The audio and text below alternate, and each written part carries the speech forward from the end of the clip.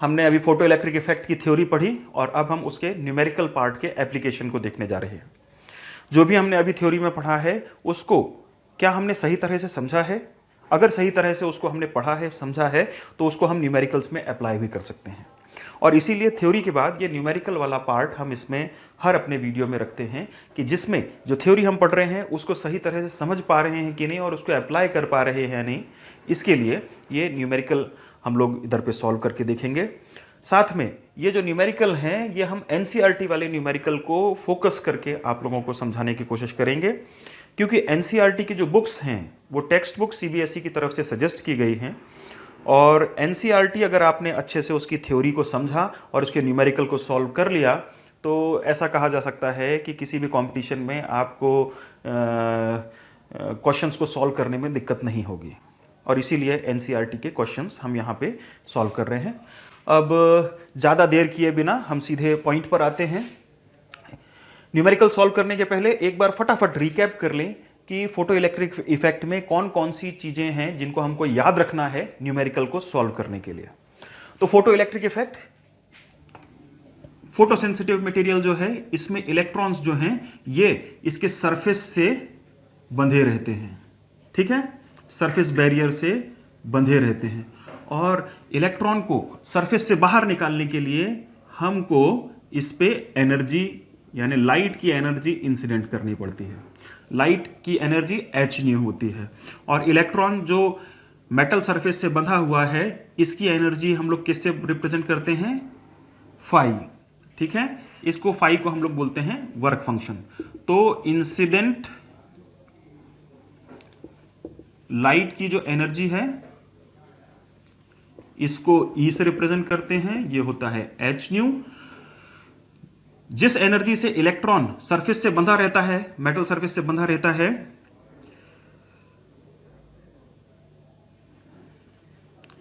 Energy of electron with which it is binded with metal surface, ये क्या है? Phi, ठीक। तो इलेक्ट्रॉन को सरफेस से बाहर निकालना है तो सरफेस से बांधे रखने वाली जो एनर्जी है जिसको हम लोग वर्क फंक्शन बोलते हैं, ठीक है ना, इस वर्क फंक्शन से ज्यादा एनर्जी होगी तभी ये इलेक्ट्रॉन इस सरफेस से बाहर आएगा। तो वर्क फंक्शन से जिस अमाउंट पर इंसिडेंट की एनर्जी ज्यादा होगी उस अमाउंट से इलेक्ट्रॉन बाहर आने पर काइनेटिक एनर्जी गेन करेगा। काइनेटिक एनर्जी यानी इलेक्ट्रॉन बाहर आएगा तो इलेक्ट्रॉन मोशन करेगा। इसलिए मैंने आपको बताया था कि जो इंसिडेंट लाइट की एनर्जी है ये दो पार्ट में डिवाइड होती है। एक पार्ट जो है इलेक्ट्रॉन को सरफेस से बाहर निकालने में चला जाता है और दूसरा पार्ट इलेक्ट्रॉन जो सरफेस से बाहर आया है उसको वेलोसिटी देने में चला जाता है, ठीक है। तो ये एक एनर्जी हो गई इंसिडेंट एनर्जी, ये दो पार्ट में डिवाइड हुई। पहले पार्ट में इलेक्ट्रॉन को सरफेस से बाहर निकाला और सरफेस से बाहर निकालने के लिए जो मिनिमम एनर्जी रिक्वायर्ड है जिसको वर्क फंक्शन बोलते हैं ये वो है। तो ये एक पार्ट वर्क फंक्शन के बराबर एनर्जी में चला गया। दूसरा पार्ट जो है एमिटेड इलेक्ट्रॉन जो है को काइनेटिक एनर्जी देने में चला जाता है, ठीक है। तो ये पॉइंट हमको याद रखने का है, ठीक। अब फटाफट हम ये इसमें फॉर्मूलेज देख लेते हैं कि कौन कौन से फॉर्मूलेज इसमें हमको याद रखने के हैं। तो सबसे पहले कुछ इसमें टर्म्स हैं, टर्म्स से रिलेटेड फिर हम फॉर्मूला आपको यहां पे बता रहे हैं। तो यहाँ पे ये इंसिडेंट लाइट, ये फोटोन, उसके बाद ये इलेक्ट्रॉन सरफेस बैरियर से निकलेगा यानी वर्क फंक्शन जिससे बंधा हुआ है उससे ज़्यादा एनर्जी हो, और उसके बाद इलेक्ट्रॉन जब बाहर निकल रहा है तो वो वेलोसिटी जो गेन कर रहा है उससे काइनेटिक एनर्जी, ठीक है। तो इसमें सबसे पहले हम देख लेते हैं जो इंपॉर्टेंट टर्म्स हैं आपको न्यूमेरिकल्स में काम आएंगी। पहला फोटोन। फोटोन क्या होता है? ये जो लाइट इंसिडेंट हो रही है ना, तो ये इंसिडेंट लाइट का पार्टिकल है, ठीक है। और जैसा कि बताया फोटो इलेक्ट्रिक इफेक्ट को समझाने के लिए लाइट को एज अ पार्टिकल हम कंसिडर करते हैं, ठीक है। तो लाइट का जो पार्टिकल है उसी को हम लोग फोटोन बोलते हैं। तो photon is actually light particle. इसी को हम लोग क्वांटा बोलते हैं, ठीक है, या एनर्जी पैकेट में भी बोलते हैं कि लाइट जो है वो एनर्जी पैकेट्स में ट्रेवल करती है। ठीक है, इसकी एनर्जी जो है यहां पे ये फॉर्मूला याद रखने का है, एच न्यू। एच जहां पे जो है प्लैंक कांस्टेंट है, क्या है, प्लैंक्स कांस्टेंट। इसकी वैल्यू क्या होती है, 6.626 इंटू 10⁻⁻34 जूल और सेकेंड। वही न्यू जो है, nu is what, frequency, FREQUENCY, frequency of incident light. ठीक है, तो ये फोटोन की energy E equals to H nu होती है, ये याद रखने का है। साथ में फ्रीक्वेंसी और वेवलेंथ में रिलेशन क्या होता है, तो यहां पे हमको पता है, बट या ऑल्सो लिखें, ऐसा भी होता है। Also nu is equals to C upon lambda, जहां पे C जो है, C is what, speed of light या वेलोसिटी ऑफ लाइट,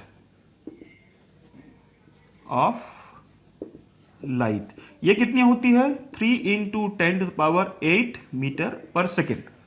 ठीक, अब ये वैल्यू को जब हम इसमें रखेंगे तो इंसिडेंट लाइट की एनर्जी हम वेवलेंथ के टर्म्स में कैसे लिख सकते हैं, HC अपॉन लैम्डा।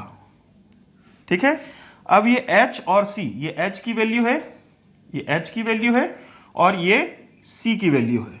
इन दोनों की वैल्यू जब यहां पे रखेंगे तो ये आ जाता है 1240 अपॉन लैम्डा जूल।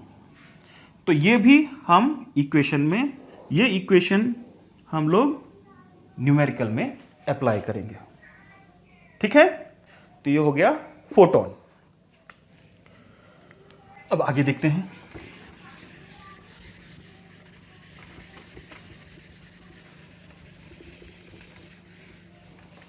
ये हो गया फोटोन वाला पार्ट। अगला पार्ट जो है दैट इज वर्क फंक्शन।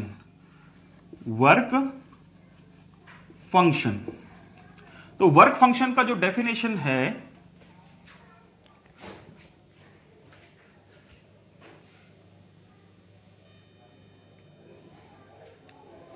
अगला हम देखते हैं वर्क फंक्शन।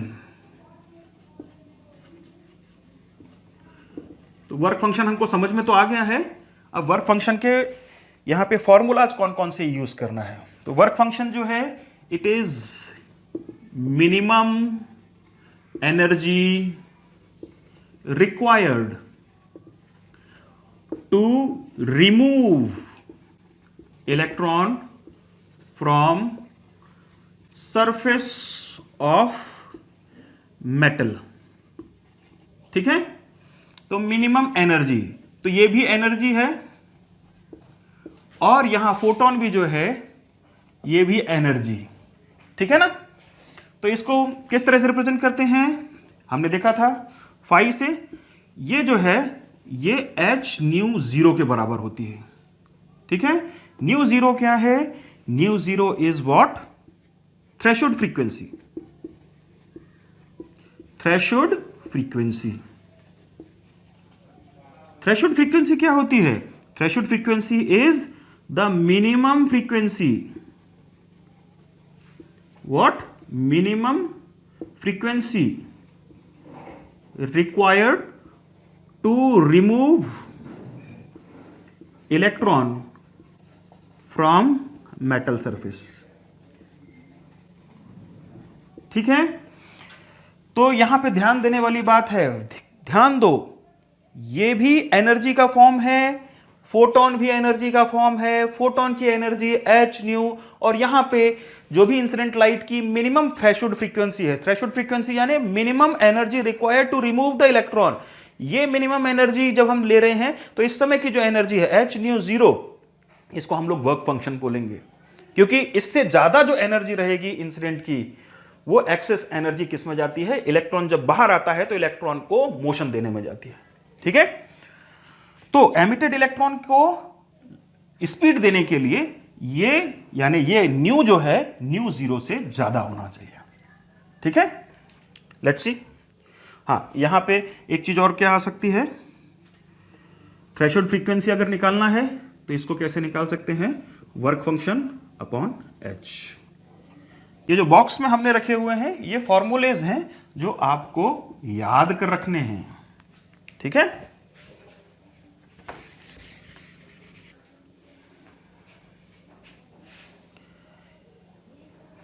यहां पे जो भी हमने फॉर्मूलेज दिए हैं, इन फॉर्मूलेज को अच्छे से समझ करके, जो हमने थ्योरीज दी हैं उसके कॉन्सेप्ट को समझ के, इन न्यूमेरिकल्स के फॉर्मूले को ध्यान में रख करके आप किसी भी न्यूमेरिकल में अप्लाई करेंगे, आराम से उस न्यूमेरिकल को सॉल्व कर सकते हैं, ठीक है। ये भी हम लोग आपके आगे अप्लाई करेंगे, तब आपको ये क्लियर होगा कि how much we are successful in solving the problems, and you yourself will feel that it is really a fun kind of thing कि if we understand the concepts we can easily apply it in any kind of numerical and we ourselves feel confident, yes I can do।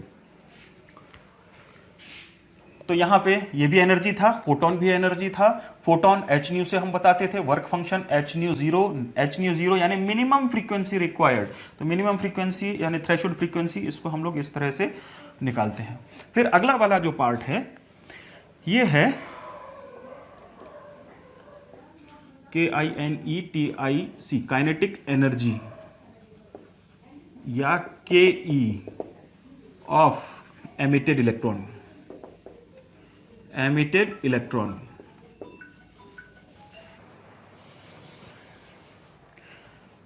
तो यहां पे तीसरा part जो है kinetic energy of emitted electron, इसको कैसे बताते हैं। पहला तो आइंस्टीन ने जो फोटो इलेक्ट्रिक इक्वेशन दी थी, what was that, E minus five, ठीक। अब इसको और कैसे लिख सकते हैं, काइनेटिक एनर्जी, और kinetic energy gained by emitted electron, ठीक है। ये मैक्सिमम हम लिख रहे हैं, मैक्सिमम क्यों लिख रहे हैं ये अभी आपको बताते हैं। Kinetic energy maximum gained by electron, that will be equals to incident light की energy h nu minus work function h nu zero यानी थ्रेशोल्ड फ्रीक्वेंसी, ठीक है। अब इसको हम लोग और कैसे लिख सकते हैं, h nu minus mu zero, ठीक। तो काइनेटिक एनर्जी जो है ये इस एक्सप्रेशन से हम निकाल सकते हैं। यानी अब यहां पे देखने वाली बात जो है, थ्रेशोल्ड फ्रीक्वेंसी से जितनी इंसिडेंट लाइट की फ्रीक्वेंसी ज्यादा होगी उस अमाउंट पे इलेक्ट्रॉन की काइनेटिक एनर्जी ज्यादा होगी। फिर से ध्यान दीजिए, इंसिडेंट फ्रीक्वेंसी थ्रेशोल्ड के मुकाबले जितनी ज्यादा होगी उतनी अमाउंट में काइनेटिक एनर्जी इलेक्ट्रॉन की ज्यादा होगी, ठीक है। अब इसमें और किस तरह से लिख सकते हैं, इलेक्ट्रॉन जो है, इलेक्ट्रॉन की काइनेटिक एनर्जी हम वेवलेंथ के फॉर्म में अगर लिखना चाहें तो इसको कैसे लिख सकते हैं, h c by lambda minus c by lambda zero, ठीक। इस तरह से भी लिख सकते हैं, क्यों, क्योंकि फ्रीक्वेंसी जो है ये c बाई लैम्डा होती है, ठीक। तो ये kinetic energy in terms of wavelength कैसे लिख सकते हैं, H C 1 upon lambda minus 1 upon lambda zero, ठीक है। अब इसके बाद लास्ट एक इक्वेशन जो बची हुई है कि काइनेटिक एनर्जी का काइनेटिक एनर्जी कैसे हो रही है। काइनेटिक एनर्जी क्या है, देखो इधर पे फटाफट, जो इलेक्ट्रॉन यहां से एमिट कर रहे थे, फोटो इलेक्ट्रिक इफेक्ट का जो सेटअप है ना, तो यहां से फोटो सेंसिटिव मटेरियल से इलेक्ट्रॉन निकल रहे थे, और ये इलेक्ट्रॉन जो है इनकी काइनेटिक एनर्जी कैसे मिल रही थी इनको, कि इंसिडेंट लाइट का जो फोटोन है, ये इंसिडेंट लाइट का फोटोन की एनर्जी वर्क फंक्शन से ज्यादा होती है। तो इंसिडेंट लाइट की एनर्जी वर्क फंक्शन से जिस अमाउंट पर ज्यादा है उस अमाउंट की एनर्जी क्या करती है, इलेक्ट्रॉन को यहां पे स्पीड देती है, यानी स्पीड देती है, यानी वेलोसिटी के कारण ही उसकी काइनेटिक एनर्जी रहती है। अब इस मूविंग इलेक्ट्रॉन को कंट्रोल करने के लिए यहां पे स्टॉपिंग पोटेंशियल लगाते हैं, याद करिए। तो स्टॉपिंग पोटेंशियल में क्या है, इसकी पोलैरिटी पहले प्लस रखी जाती है एनोड, उसके बाद फिर इसको नेगेटिव बना दिया जाता है। तो ये स्टॉपिंग पोटेंशियल जो है, ये स्टॉपिंग पोटेंशियल जैसे जैसे हम बढ़ाएंगे, यानी इसको नेगेटिव पोटेंशियल बोलेंगे, नेगेटिव पोटेंशियल जैसे जैसे बढ़ाएंगे तो इलेक्ट्रॉन नेगेटिव चार्ज है, सामने नेगेटिव पोलैरिटी, जैसे जैसे नेगेटिव पोलैरिटी बढ़ेगी वैसे वैसे इलेक्ट्रॉन की वेलोसिटी कम होती चली जाएगी, और एक टाइम आएगा जब इलेक्ट्रॉन की वेलोसिटी जीरो हो जाएगी, उस टाइम पे उसकी काइनेटिक एनर्जी जीरो हो जाएगी। तो इलेक्ट्रॉन को रोकने के लिए यहां पे हमको कितना पोटेंशियल बढ़ाना है, कितना नेगेटिव पोटेंशियल बढ़ाना है, और उस नेगेटिव पोटेंशियल की मिनिमम वैल्यू जो है उसको हम लोग स्टॉपिंग पोटेंशियल बोलते हैं। ठीक है, तो आगे यहां पे देखें, ये एक फॉर्मूला आपको जरूरत पड़ेगी, relation between stopping potential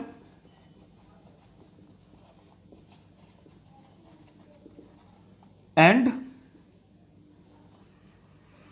threshold frequency.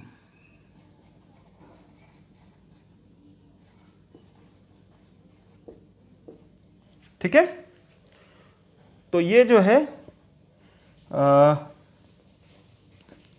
Kinetic energy जो है ये EV0 से रिप्रेजेंट करेंगे, और ये जो है ये क्या हो जाएगा, H न्यू माइनस न्यू 0। ठीक है, ये दोनों के बीच में रिलेशन आ जाएगा। यानी नटशेल में इसमें कौन से फॉर्मूले पे फोकस करना है, ध्यान दीजिए, यहां पे काइनेटिक एनर्जी जो है इसको हम लोग E और V0 इस फॉर्म में लिखते हैं, इस चीज को ध्यान रखिए। ठीक है, फिर से देखिए इसमें क्या क्या चीजों का ध्यान रखना है। वर्क फंक्शन H न्यू 0 होता है, new 0 threshold frequency, threshold frequency को निकालने के लिए work function divided by Planck constant.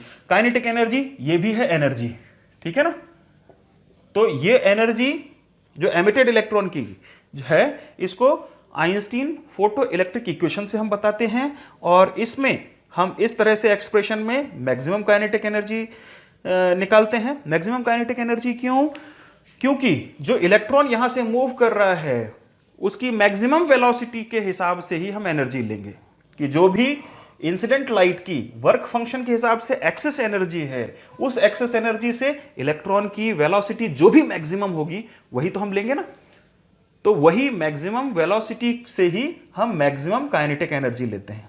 ठीक है, तो ये इसलिए यहां पे मैक्सिमम काइनेटिक एनर्जी बोली जाती है। मैक्सिमम काइनेटिक एनर्जी यानी जो इलेक्ट्रॉन फास्टेस्ट वेलोसिटी गेन करेगा एक्सेस एनर्जी से, इंसिडेंट की एक्सेस एनर्जी किससे, with respect to work function. ठीक है, तो इस तरह से ये फॉर्मूले का ध्यान रखना है। उसके बाद वेवलेंथ से काइनेटिक एनर्जी का रिलेशन, और उसके बाद काइनेटिक एनर्जी जो है ये स्टॉपिंग पोटेंशियल ये मैक्सिमम काइनेटिक एनर्जी, इलेक्ट्रॉन की मैक्सिमम काइनेटिक एनर्जी से जीरो करने पे जो पोटेंशियल लगता है, ये एनर्जी भी तो है ना, ये एनर्जी इक्वलाइज होगी ना, यानी स्टॉपिंग पोटेंशियल जो लगा रहे हैं उससे काइनेटिक एनर्जी इलेक्ट्रॉन की जो है जब बैलेंस हो जाएगी, दोनों बराबर हो जाएंगे, तभी तो इलेक्ट्रॉन रुकेगा ना, तो ये स्टॉपिंग पोटेंशियल के टर्म्स में काइनेटिक एनर्जी। ठीक, और ये वाला फॉर्मूला, इस तरह से हम ये फॉर्मूलेस को देखेंगे। अब हम इसके न्यूमेरिकल सॉल्व करेंगे। देखिए इसमें पहला क्वेश्चन हम लोग लेते हैं, the photo electric cut off voltage in a certain experiment is 1.5 volt. Cut off voltage stopping potential को ही हम लोग बोलते हैं, स्टॉपिंग पोटेंशियल का दूसरा नाम है cut off voltage. The photo electric cut off voltage in a certain experiment is 1.5 volt.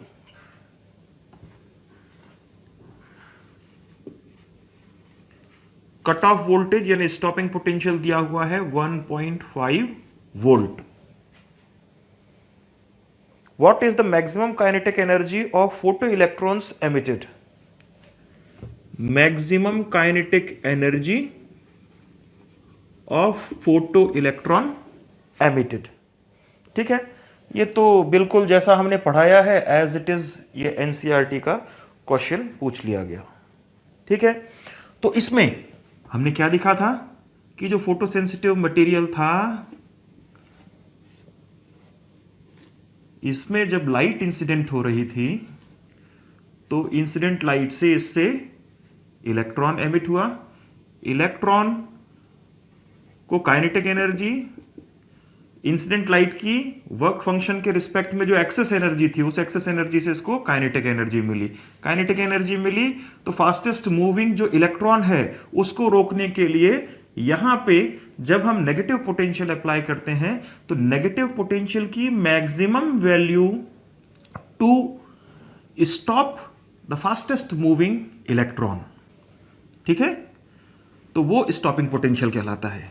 तो ये हमने देखा था कि फास्टेस्ट मूविंग इलेक्ट्रॉन जो है उसकी सबसे ज्यादा काइनेटिक एनर्जी होगी और उस काइनेटिक एनर्जी के बराबर ही यहां पे स्टॉपिंग पोटेंशियल होगा। ठीक है, E V0। E क्या है? इलेक्ट्रॉन का चार्ज, और V0 स्टॉपिंग पोटेंशियल। तो इसमें मैक्सिमम काइनेटिक एनर्जी क्या हो जाएगी? Is equals two electron, electron का जो चार्ज है 1.6 इंटू 10⁻⁻19 कूलम, और यहां पर स्टॉपिंग पोटेंशियल 1.5 वोल्ट। इसको जब हम सॉल्व करते हैं तो देखें कि क्या आता है।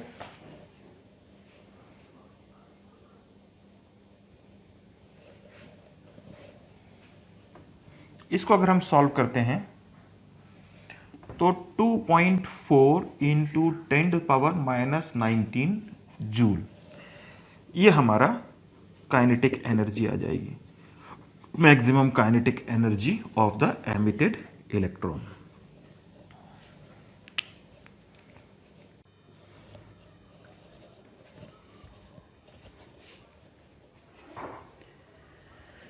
अब हम सेकेंड न्यूमेरिकल देखेंगे।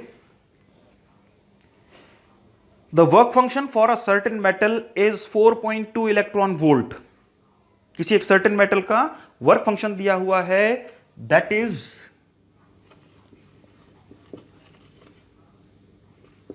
Work function of certain metal दिया हुआ है phi equals to 4.2 electron volt. ठीक है, आगे क्या दिया है? Will this metal give photo electric emission for the incident radiation of wavelength 330 nanometre. क्या पूछा गया है कि क्या फोटो इलेक्ट्रिक इफेक्ट होगा?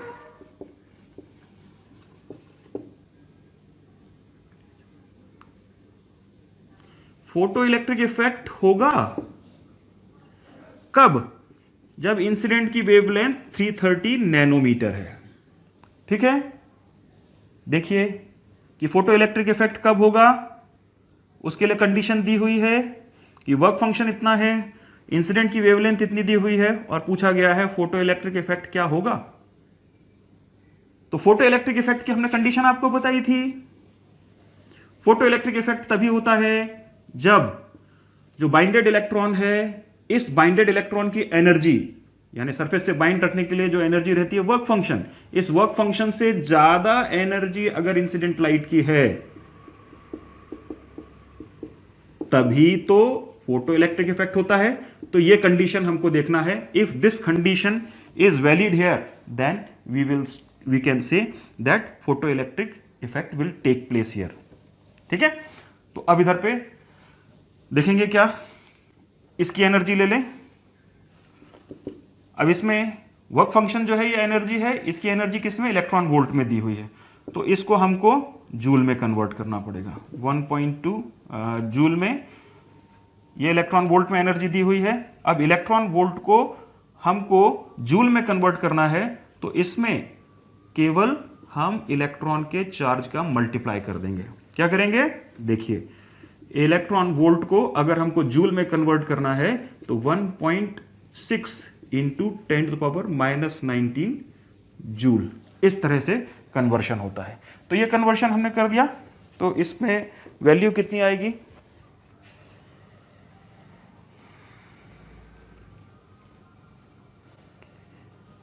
(4.2 इंटू 1.6), तो ये आ जाएगा 6.72 into 10⁻⁻19 joule.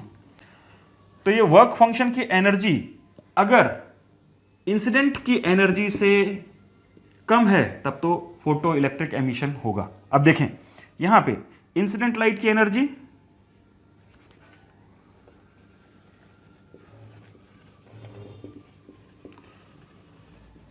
Of incident light, ठीक, क्या दिया हुआ है? ये कैसे बताते हैं? E equals to HC by lambda. ठीक है, अब लैम्डा हमको दिया हुआ है 330 नैनोमीटर। ठीक, अब इसको भी हमको क्या है, SI यूनिट में कन्वर्ट करना पड़ेगा। अब इसको अगर हम मीटर में कन्वर्ट करते हैं तो this will be 330 into 10⁻⁻9 metre. Why? क्योंकि 1 नैनोमीटर जो होता है दैट इज 10⁻⁻9 मीटर। ठीक है, तो यहां पर इनकी वैल्यूज रख देंगे तो ये इंसिडेंट की एनर्जी आ जाएगी। और इसको देखते हैं, प्लैंक कांस्टेंट की वैल्यू हमको पता है 6.626 इंटू 10⁻34। लाइट की स्पीड हमको पता है 3 इंटू 10⁸ मीटर पर सेकेंड। प्लैंक कांस्टेंट की जूल सेकेंड अपॉन वेवलेंथ दी हुई है 330 इंटू 10⁻⁹। ठीक है, अब इसको सॉल्व करें तो सॉल्व करके फटाफट देखें।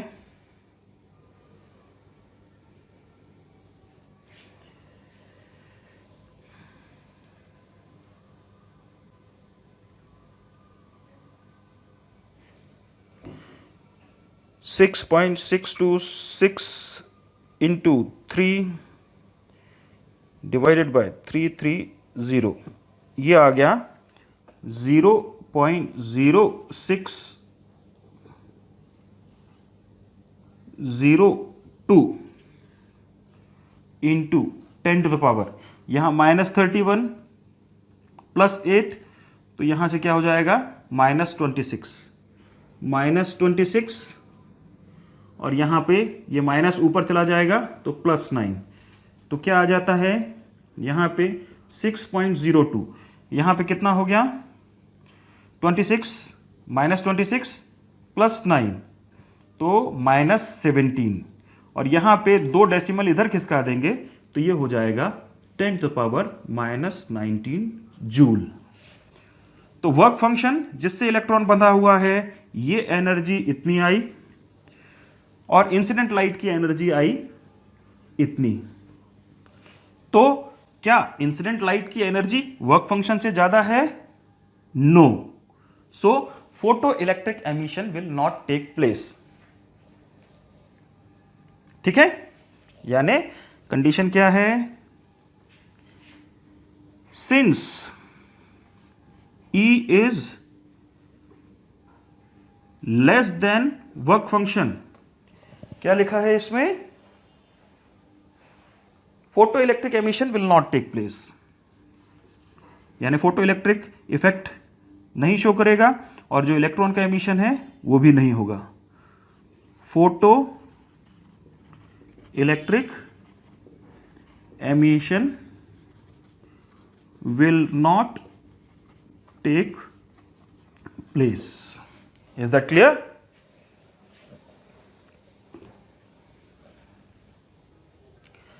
अब हम अगला एग्जाम्पल लेंगे, अगला न्यूमेरिकल सॉल्व करेंगे। ये एनसीईआरटी का एग्जाम्पल में दिया हुआ है, बड़ा इंटरेस्टिंग न्यूमेरिकल है। Consider a metal exposed to a light of wavelength 600 nanometre.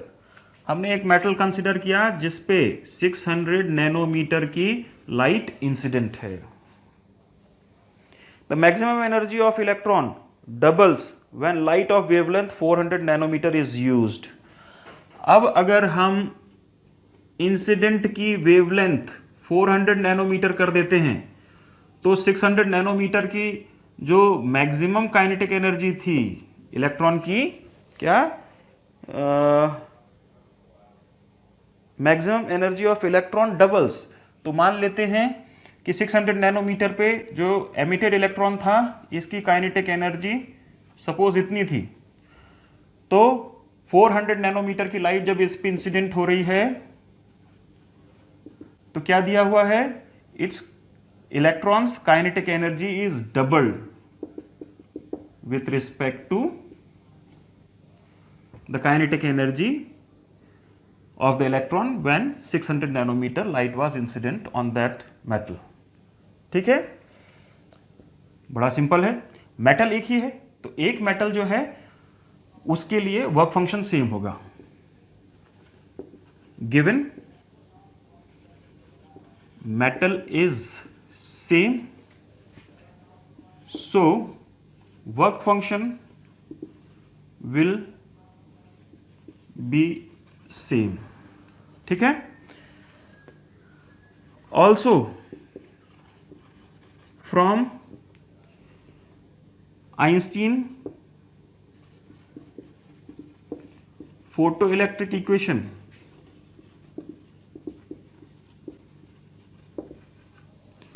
Kinetic energy क्या होती है? Kinetic energy is H C by lambda, ठीक है, माइनस वर्क फंक्शन। ठीक, अब ये पहली वेवलेंथ के लिए ये इक्वेशन हो जाएगी और दूसरी जो वेवलेंथ है उसके लिए इक्वेशन हो जाएगी, और इनकी इक्वेशंस के वैल्यू हम इसमें रख देंगे। तो ठीक है, इनको कंपेयर कर लेते हैं। ये वाली इक्वेशन को हम यहां पर पुट करेंगे, kinetic energy of electron when 400 nanometre wavelength light is incident. तो यहां पर एनर्जी कितनी हो जाएगी? H C upon lambda minus five, यहां पे लैम्डा डैश, ठीक है, लैम्डा डैश, ये वाली वेवलेंथ।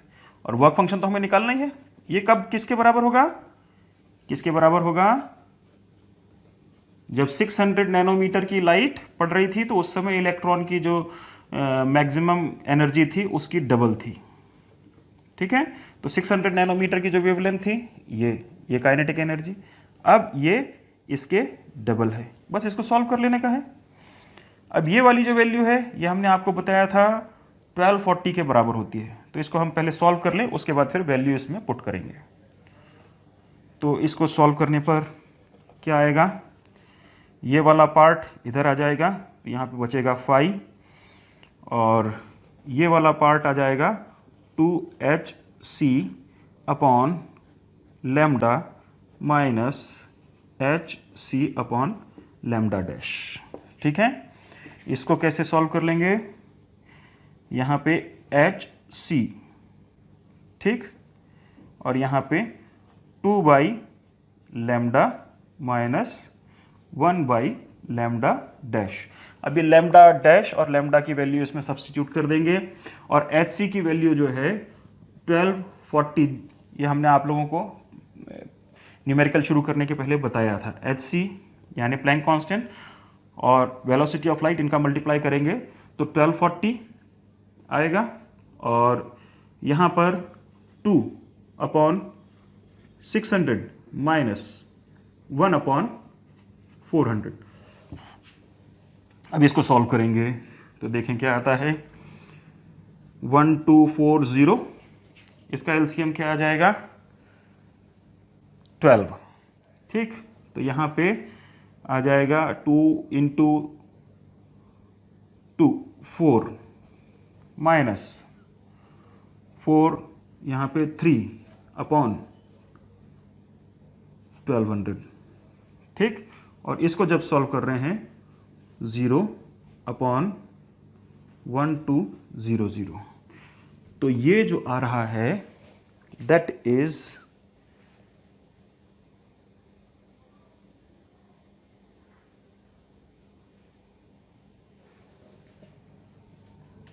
1.03 इलेक्ट्रॉन वोल्ट, ठीक है। तो ये एनर्जी हमको मिल जाएगी।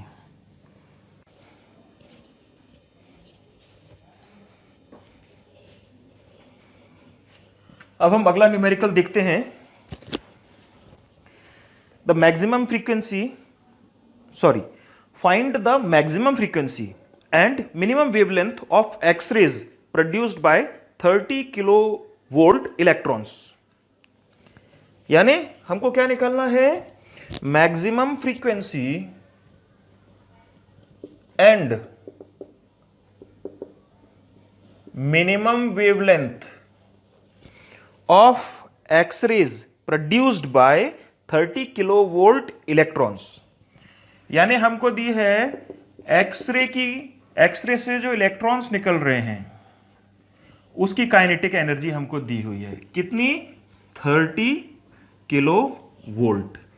और हमको क्या निकालना है? Maximum frequency. तो इधर पर किस तरह से हम लोग देखेंगे? काइनेटिक एनर्जी यानी हमको दिया हुआ है energy in terms of volt, ठीक है, और फ्रीक्वेंसी हमको दी हुई है। तो हमको पता है we know that relation between energy in terms of voltage and frequency is what? Electron volt और h nu. ये हमको रिलेशन पता है. ये एनर्जी फोटॉन की एनर्जी है और ये तब की एनर्जी है जब इलेक्ट्रॉन किन्हीं एक पोटेंशियल डिफरेंस के अक्रॉस एक्सेलरेट करता है, यानी काइनेटिक एनर्जी है. ठीक है ना. काइनेटिक एनर्जी याद होगा. Kinetic energy Einstein photoelectric equation में हमने आप लोगों को ये बताया था. मैक्सिमम काइनेटिक एनर्जी ईवी से हम रिप्रेजेंट करेंगे. ठीक है. लेकिन वो स्टॉपिंग पोटेंशियल जब हम लेते हैं V0 उसके केस में है. लेकिन ये भी EV is what? Is a form of energy when voltage is applied and across and the charge E is accelerated across the potential difference. ठीक है. तो ये भी एनर्जी है जब पोटेंशियल डिफरेंस लग रहा है उस समय इलेक्ट्रॉन की, और ये फोटोन की एनर्जी, ये दोनों एनर्जी बराबर होंगी. तो उस कंडीशन पे ये मैक्सिमम काइनेटिक एनर्जी जो है ये मैक्सिमम फोटोन की एनर्जी, और मैक्सिमम फोटोन की एनर्जी कब होगी? जब ये फ्रीक्वेंसी मैक्सिमम होगी. तो देखें पहला वाला पार्ट. पहले वाले पार्ट में इलेक्ट्रॉन वोल्ट, अब यहां पे किलो वोल्ट में दिया हुआ है तो इसको हमको इलेक्ट्रॉन वोल्ट में कन्वर्ट करना पड़ेगा. तो क्या हो जाएगा? 30 इंटू किलो. किलो का मतलब क्या होता है? 1000. तो 10⁻³ इंटू, अब इसको इलेक्ट्रॉन वोल्ट में कन्वर्ट करना है तो हमको इलेक्ट्रॉन को जो चार्ज है इससे मल्टीप्लाई करना पड़ेगा. 1.6 इंटू 10⁻⁻19. ये क्या है? इलेक्ट्रॉन का चार्ज. ठीक. और यहां पे ये वोल्ट, ये हो जाएगा इलेक्ट्रॉन वोल्ट में, ये एनर्जी आ जाएगी इसकी. ठीक है. अब इसमें मैक्सिमम एनर्जी लेंगे. ठीक. तो ये क्या हो जाएगा? मैक्सिमम एनर्जी यानी मैक्सिमम फ्रीक्वेंसी. मैक्सिमम फ्रीक्वेंसी के लिए क्या हो जाएगा? EV/h nu. तो जो भी एनर्जी है इसको हमने EV में कन्वर्ट कर ली और डिवाइडेड बाय h कर देंगे. तो 30 into 10⁻³ into 1.6 into 10⁻⁻19 upon Planck constant. Planck constant 6.626 into 10⁻⁻34. ठीक. तो इसको अपन सॉल्व करते हैं फटाफट. कितना आता है?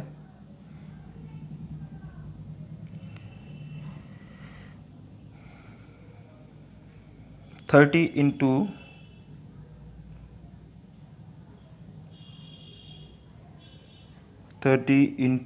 1.6, ये आ गया 48 इंटू, यहाँ पे +3 है, यहाँ पे -19, 10⁻⁻16 अपॉन,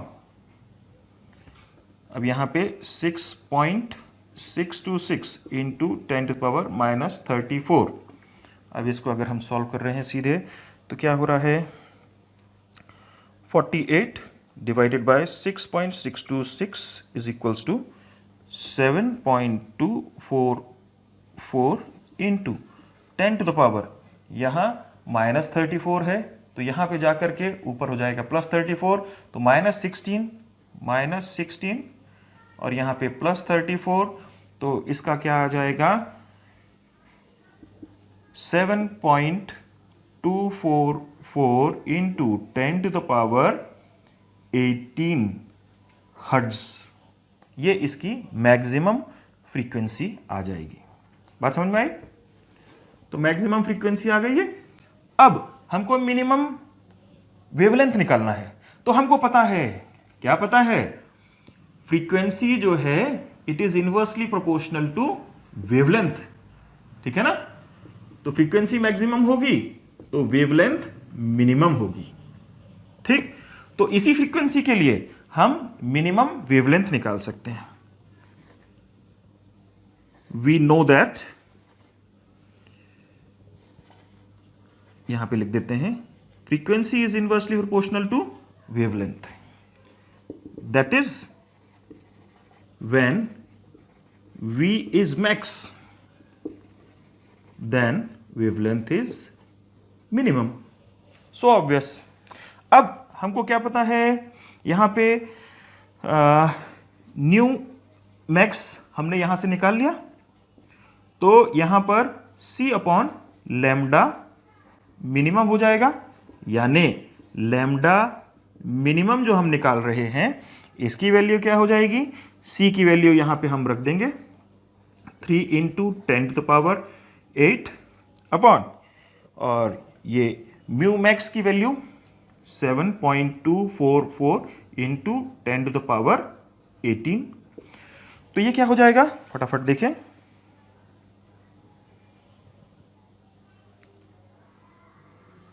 थ्री डिवाइडेड बाय 7.244, तो ये आ गया 0.414 इंटू 10⁻, यहां पर +8 है, ये 10⁻18 जब ऊपर जाएगा तो -18 हो जाएगा, +8 -18, तो यहां पे आ जाएगा -10। ठीक है, अब -10, तो इसको हम लोग और कैसे लिख सकते हैं, दिस इज व्हाट,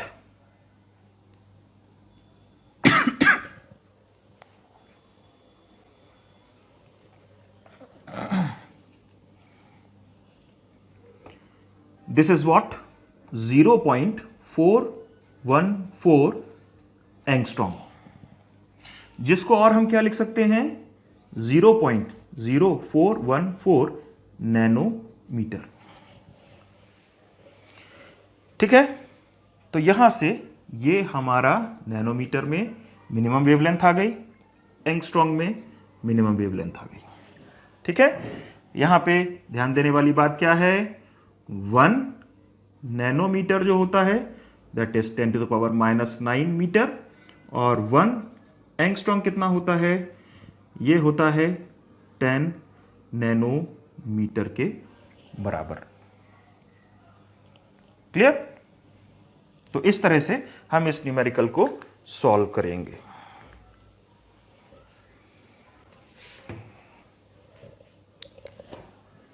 अब हम अगला क्वेश्चन देखते हैं। In an experiment of photoelectric effect, the slope of cutoff voltage versus frequency of incident light is found to be 4.12 into 10⁻15 volts second. Calculate the value of Planck constant. Very interesting. इसमें क्या दिया हुआ है, किसी एक experiment में photo electric effect के slope जो है, cut off frequency, cut off voltage यानी स्टॉपिंग पोटेंशियल और फ्रीक्वेंसी के बीच में जो स्लोप बनता है वो स्लोप दिया हुआ है। ठीक है, हमको पता है, ये हमने जो एक ग्राफ देखा था, स्टॉपिंग पोटेंशियल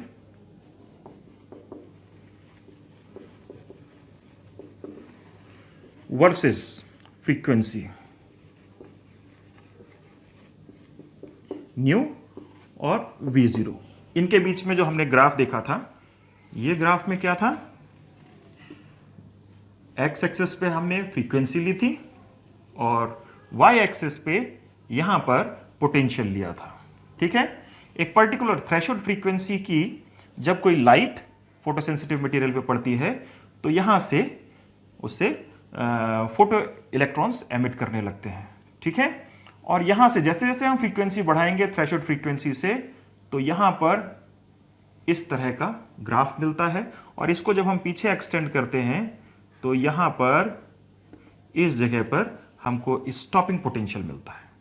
ठीक है ना, ये हमने थ्योरी में आप लोगों को ग्राफ में बताया था, यहां पे स्टॉपिंग पोटेंशियल मिलता है। ठीक है, और यहां पे फ्रीक्वेंसी। तो इसमें क्या दिया हुआ है, इसका जो स्लोप है, ये स्लोप जो है, स्लोप क्या होता है, tan थीटा को ही हम लोग स्लोप बोलते हैं। ठीक, ध्यान रखिएगा, स्लोप tan थीटा को बोलते हैं। अब tan थीटा इसमें कैसे निकालेंगे, ये हम ले लेते हैं फ्रीक्वेंसी और ये क्या ले लेते हैं v। ठीक है, तो परपेंडिकुलर अपॉन बेस ये हो जाता है tan थीटा, तो v अपॉन न्यू, ये हो गया वोल्टेज अपॉन फ्रीक्वेंसी। ठीक, अब हमको इसमें निकालना क्या है, calculate the value of Planck constant. तो ये ग्राफ जब हमको क्लियर होगा तब हम इससे देखेंगे कि यहां पर V और न्यू और यहां पे प्लैंक कांस्टेंट कहां पे आ रहा है, दोनों के बीच में रिलेशन जब हमको समझ में आएगा तब हम उसमें प्लैंक कांस्टेंट निकाल सकते हैं। ठीक है, तो यहां पर स्टॉपिंग पोटेंशियल, जिसको कट ऑफ वोल्टेज भी बोलते हैं, ठीक है ना, कट ऑफ वोल्टेज और फ्रीक्वेंसी के बीच में जो ग्राफ होता है वो इस तरह का होता है, और इसमें जो स्लोप आता है, इस स्लोप को हम लोग टेन थीटा के फॉर्म में निकालते हैं। ये जनरल एक बात है कि जब भी स्लोप निकालना पड़ता है किसी के ग्राफ को तो उसका टेन थीटा ले लिया जाता है, ठीक है ना। तो ये जो स्लोप है इसको अगर हम ले रहे हैं तो v अपॉन न्यू आता है। ठीक, अब देखें, ये हमको पता है बाय डेफिनेशन, ठीक है ना, इसको याद रखने का है। अब also we know that क्या कि फोटोन की एनर्जी और यहां पे वोल्टेज के फॉर्म में इलेक्ट्रॉन वोल्ट के फॉर्म में जो एनर्जी है, इसका रिलेशन हमको पता है क्या होता है। इलेक्ट्रॉन वोल्ट में जो एनर्जी है that is equals to H nu. ठीक, और हम इसको कैसे लिख सकते हैं, V upon nu is equals to H upon E। ठीक है, तो इसमें V अपॉन न्यू जो है ये H अपॉन E है, और इसी को फिर हम कैसे लिख सकते हैं, प्लैंक कांस्टेंट की वैल्यू क्या आ जाएगी, V upon new into E, और V upon new into E, V upon new की वैल्यू दी हुई है, क्या दी है, गिवन V अपॉन न्यू।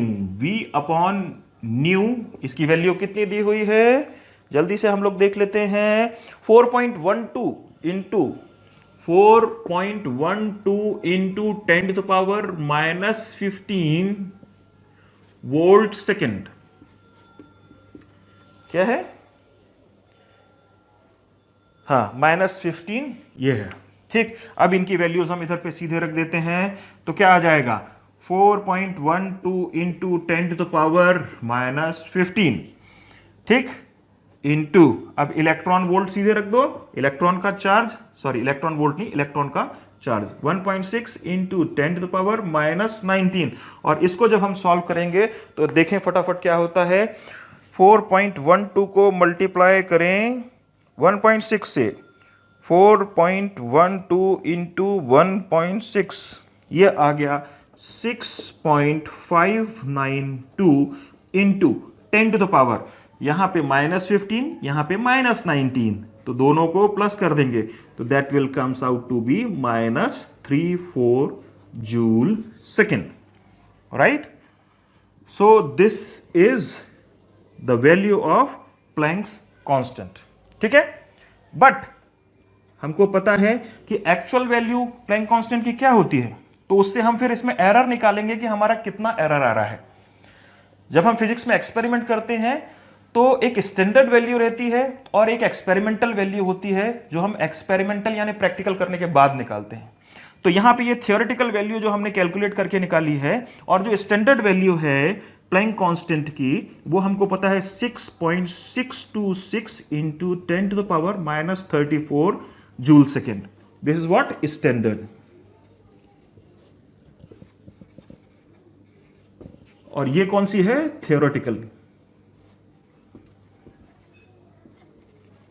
तो जब भी हम एक्सपेरिमेंट करते हैं तो थियोरेटिकल और स्टैंडर्ड या प्रैक्टिकल और स्टैंडर्ड वैल्यू के बीच में एरर निकालते हैं कि कितना हमारा एरर ओरिजिनल या स्टैंडर्ड वैल्यू से है। तो यहां से हम एरर भी निकाल सकते हैं। ठीक है, तो our answer is this 6.592 into 10 to the power -34 joule second.